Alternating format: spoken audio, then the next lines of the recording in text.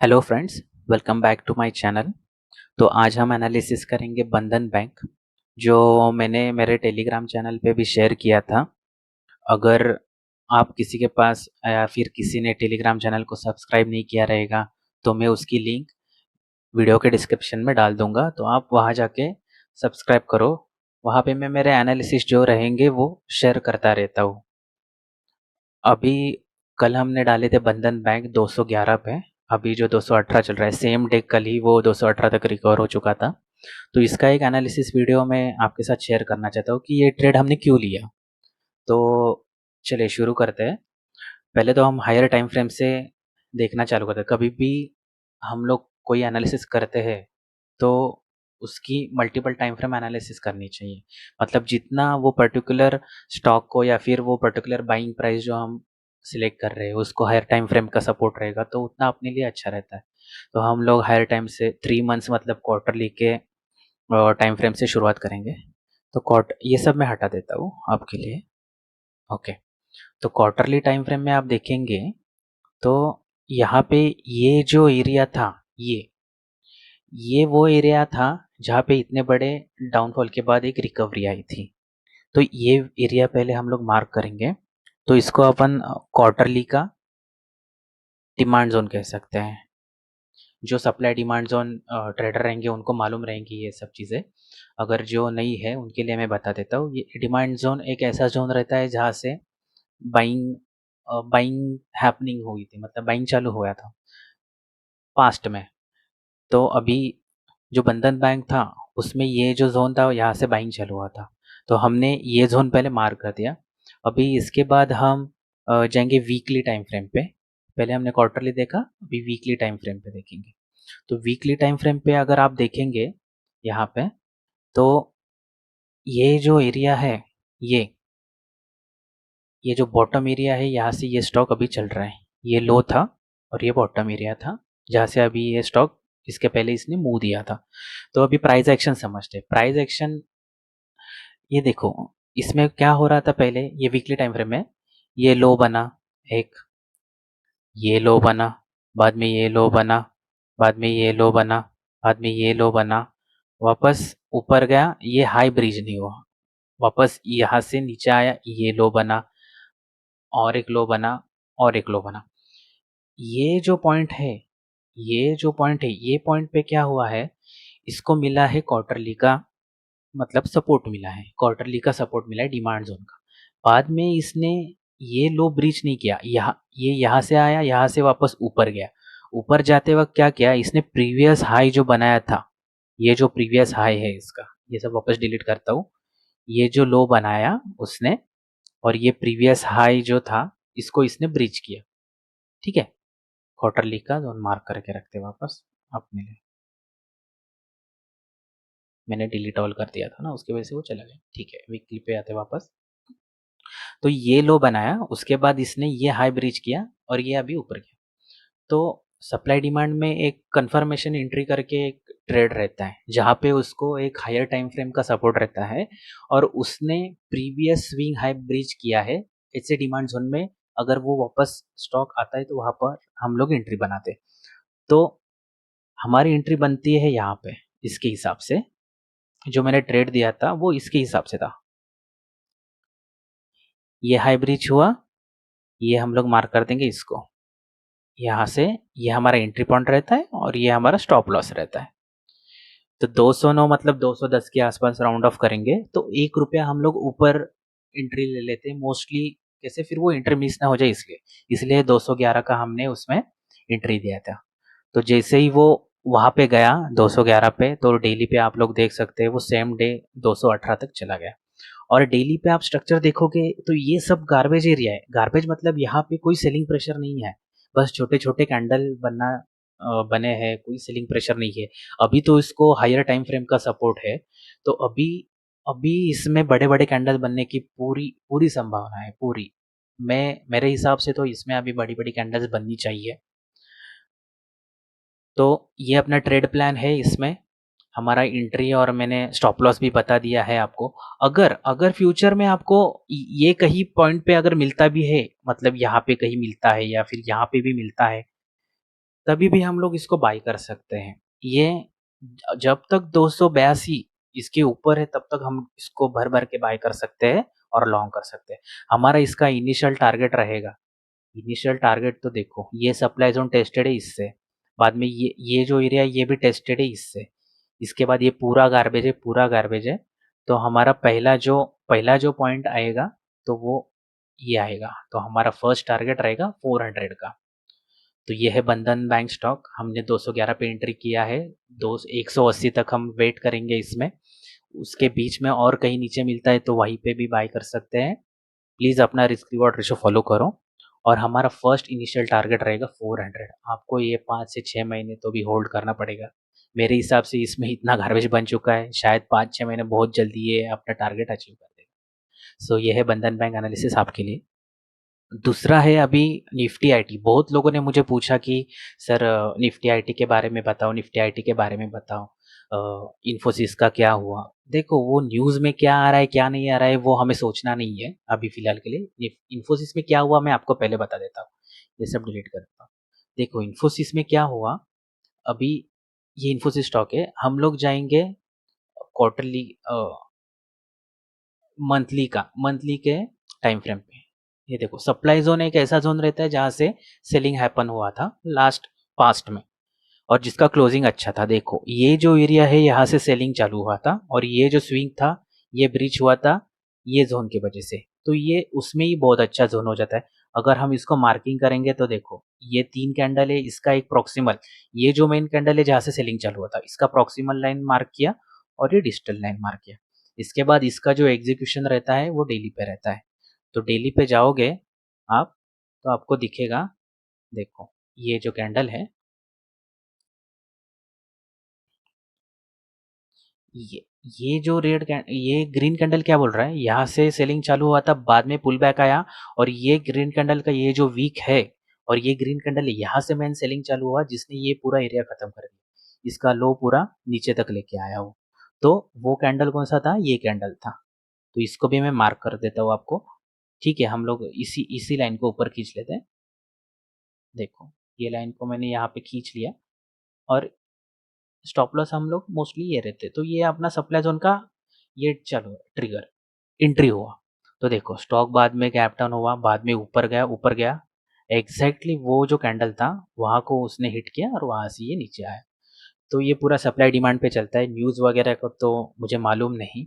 लेकिन अब इसमें करना क्या है, तो बेसिकली अभी मैं जैसे ये क्लोजिंग चाहता था निफ्टी आईटी में, तो वैसे क्लोजिंग नहीं मिला। निफ्टी आईटी का चार्ट देखते हैं अपन, वीकली पे अपन अगर इसमें देखेंगे तो देखो अभी इसमें क्या हुआ है, ये जो अभी कैंडल बना था, मैं ये कैंडल अगर इसके ऊपर भी क्लोज होता था ना तो थोड़ा अब रिलीफ था, मतलब कि नहीं ठीक है अप ट्रेंड है अभी इसमें।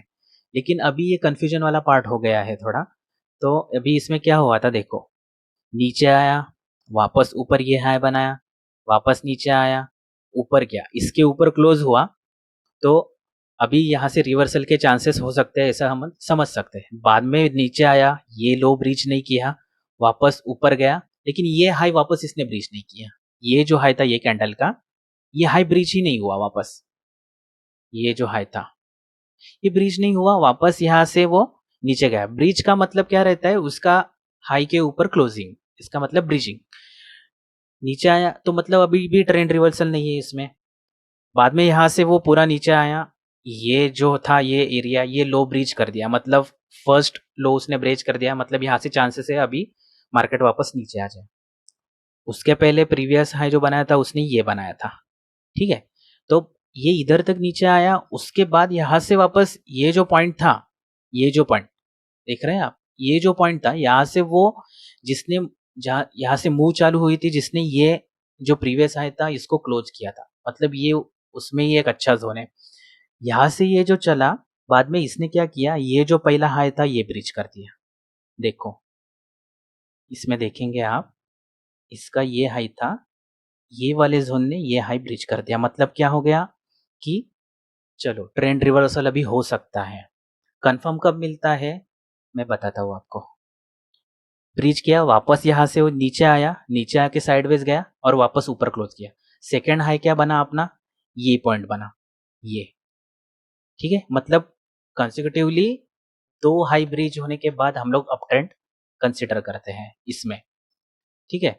तो इसमें अप ट्रेंड तो हम लोग कंसिडर कर सकते हैं, बट मैं अगर ये कैंडल की क्लोजिंग और थोड़ी ऊपर रहती तो मैं 100% श्योर रहता था। अभी मेरा थोड़ा 50-50 है निफ्टी आईटी के बारे में। अभी भी इसमें ये जो है, ये अभी वीकली डिमांड जोन में आया है। ये देखो, ये जो है ये वीकली डिमांड जोन है, ये वीकली डिमांड जोन है ये। और इन्फोसिस का जो वेटेज है निफ्टी आईटी में सबसे ज़्यादा होने के कारण निफ्टी आईटी गिरा है। मतलब इन्फोसिस सबसे ज़्यादा वेटेज है उसमें, और वो 8% गिरेगा तो ऑब्वियसली इंडेक्स भी नीचे ही आना है, क्योंकि अलग अलग स्टॉक मिलके इंडेक्स बनता है, स्टॉक्स इंडेक्स को चलाते हैं, बहुत बार ऐसे होता है। तो एक उसमें सबसे ज़्यादा जिसका कंट्रीब्यूशन है वो स्टॉक अगर नीचे गिरेगा तो ऑब्वियसली अपना इंडेक्स नीचे ही आना है इसमें। तो इसमें अभी हम लोग क्या प्लानिंग करेंगे, क्या करना चाहिए? अभी देखो, ये इन्फोसिस जिस हिसाब से जो सप्लाई जोन से नीचे आया है यहाँ पे, तो उस हिसाब से निफ्टी आईटी का मैं एक्सपेक्ट करता हूँ कि ये जो ज़ोन है, ये ज़ोन बहुत अच्छा है एंट्री के लिए। मतलब इक्विटी में अगर कोई एंट्री कर रहा है, और किसी को पैनिक होने की कोई ज़रूरत नहीं है अगर इक्विटी में कोई होल्ड कर रहा है तो ये सब चीज़ें होती रहती है, न्यूज़ बेसिस पे स्टॉक गिरते हैं। और इन्फोसिस का न्यूज़ भी अभी मैंने मालूम नहीं, देखा नहीं, लेकिन उस पे बहुत सारे वीडियो बन चुके रहेंगे यूट्यूब पे, अभी आप जाके चेक कर सकते कि वो क्यों गिरा, क्या गिरा। शायद से मैंने एक वीडियो देखा था, उसमें तो ये यही था कि उन्होंने प्रिकॉशनरी मेजर्स लिए हैं, उसके वजह से उनका स्टॉक गिरा है। मतलब फ्यूचर में उनको प्रॉब्लम ना आए उस हिसाब से उन्होंने प्रिकॉशनरी मेजर्स लिए हुए अपने कंपनी में कुछ, उसके वजह से वो नीचे आया है। तो बाकी फंडामेंटली तो उसमें कोई प्रॉब्लम नहीं है, अपने सप्लाई डिमांड भी बहुत अच्छे चल रहे हैं। तो ये निफ्टी आईटी का ये एक डिमांड जोन है, और ये एक डिमांड जोन है। अगर इधर तक अगर स्टॉक आता है तो हम वापस उसमें लॉन्ग कर सकते हैं इन स्टॉक्स में। तो इन्फोसिस का भी मैं बता देता हूँ, इन्फोसिस का, इन्फी का भी, ये जो साइमल्टेनियसली अगर इन्फोसिस यही जोन में आता है तब हम वापस इसमें लॉन्ग कर सकते हैं। बाद में विप्रो, विप्रो का भी इसमें इक्वल वेटेज है, मतलब अच्छा वेटेज है निफ्टी आईटी में, तो ये भी अच्छा चलता है। विप्रो में भी देखेंगे आप ना, तो देखो विप्रो में भी क्या हुआ था, ये लो बना था, ये लो बना, ये लो बना, बाद में साइडवेज गया, वापस ये जो प्रीवियस ला तो ये लो ब्रेक कर दिया, ये लो, बाद में बस यहाँ पे डबल बॉटम बना है, बाद में यहाँ से वापस ऊपर गया, ऊपर जाने के बाद ये जो प्रीवियस हाई था उसका स्विंग हाई, इसको स्ट्रांगली क्लोज कर दिया उसने। मतलब अभी क्या हुआ, ये जो एरिया था जिसने ये इसके ऊपर क्लोजिंग दिया, तो ये एरिया स्ट्रांग बन जाता है यहाँ पे। वापस देखो स्टॉक ऊपर गया, वापस ये जो एरिया था यहाँ पे आया, यहाँ पे आने के बाद वापस ऊपर गया। तो मेरी अभी वही वही बात चल रही है कि अगर यही कैंडल अगर ऊपर यहाँ पे क्लोज हो जाता ना, तो बहुत मजा आता था इसमें, मतलब कंफर्म अप ट्रेंड पकड़ सकते। ये हाई ब्रिज करना था, वो तो हुआ नहीं। तो इसमें भी हम लोग एंट्री के लिए ये एरिया के बारे में सोच सकते हैं वापस, क्योंकि इसका अभी अपन ये कंसिडर कर सकते हैं कि ट्रेंड रिवर्सल है, लोअर टाइम फ्रेम पे देखोगे तो इसमें ट्रेंड रिवर्सल है, देखो आप, ठीक है ना। ये हाई ब्रीच हुआ, बाद में ये हाई भी ब्रीच हुआ, ये हाई बना, ये हाई भी यहाँ पे ब्रीच हो गया। तो ये सब एरिया है, तो ये अप ट्रेंड इंडिकेट करते हैं। तो इसमें भी अपन, हमें अगर ये एरिया में या फिर ये किसी एरिया में अगर विप्रो मिलता है तो हम लोग इसमें भी लॉन्ग कर सकते हैं। टीसीएस में भी कोई वही हाल है, मतलब टीसीएस में भी अगर ये एरिया में मिलता है तो हम लोग लॉन्ग करेंगे। सम अप करता हूँ मैं सब चीज़ों को, अगर साइमल्टेनियसली ये तीनों स्टॉक, अगर ये पर्टिकुलर मैंने जो जो स्टॉक्स ये मार्क किए हैं, लोकेशंस मार्क करे किए हैं, वहाँ पे अगर आपको मिलता है तो हमें बेझिझक इसमें लॉन्ग करना है। बेझिझक, कोई सोचना नहीं है, कोई न्यूज़ व्यूज़ का बिल्कुल दिमाग में नहीं डालना है आपको।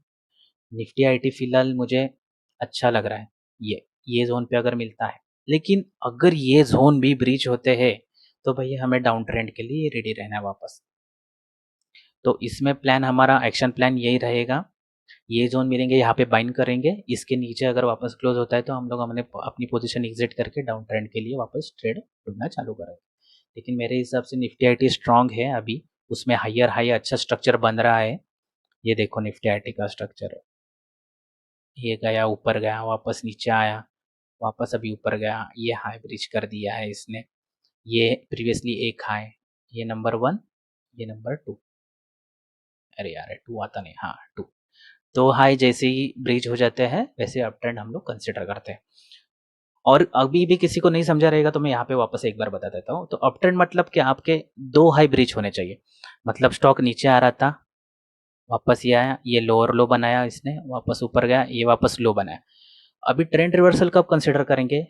अभी इसने कैसे ये लो ब्रीच किया, ये लो ब्रीच किया, अभी ये न्यू लो बना है, इसके बाद वापस ऊपर जाएगा, लेकिन ऊपर जाने के बाद क्या होगा, ये यहाँ से वापस नीचे आएगा, बट ये लो ब्रीच नहीं होगा।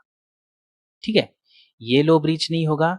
इसके बाद ये वापस ऊपर जाएगा, तो आपका ये एक हाई ब्रीच हो गया, वापस यहाँ से नीचे आएगा, और ये लो वापस अगर ब्रीच नहीं हुआ और वापस इसने ऊपर गया तो ये दूसरा भी ब्रीच हुआ, तो ये नंबर 1 हो गया, ये नंबर 2 हो गया। जैसे लगातार ये 2 जोन ब्रीच हो जाते हैं, हम लोग इसमें अप ट्रेंड कंसिडर करते हैं।